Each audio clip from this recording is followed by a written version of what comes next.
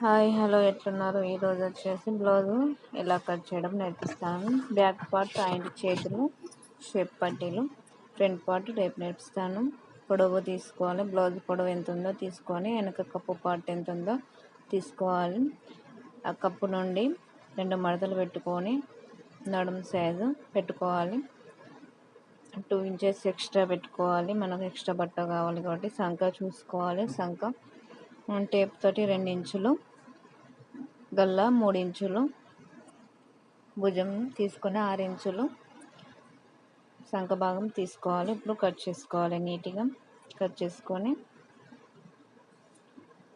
ఇప్పుడే చూస్తున్న వాళ్ళు ఛానల్ను లైక్ కొట్టండి, షేర్ చేయండి, సబ్స్క్రైబ్ చేసుకోండి.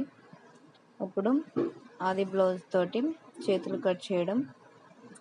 ఆది బ్లౌజ్ నీట్గా పెట్టుకొని మనం పొడవు ఎంత ఉందో చూసుకోవాలి. పొడవు చూసుకున్నాక 2.5 ఇంచులు కిందికి టచ్గా పెట్టుకోవాలి. పెట్టుకొని అప్పుడు బ్లౌజ్ కట్ చేయాలి.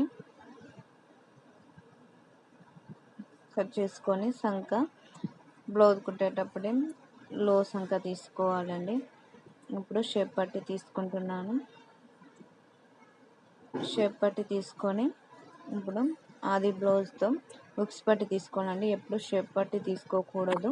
హుక్స్ పట్టి ఎంత ఉందో చూసుకొని పొడవు లెంత్ ఎంత ఉందో కొలత పెట్టుకొని కచ్చుక పెట్టుకోవాలి. కచ్చుక పెట్టుకొని అక్కడి మందం గీసుకొని కట్ చేసుకోవాలి. కట్ చేసుకున్నాక అప్పుడు ఫ్రంట్ పార్ట్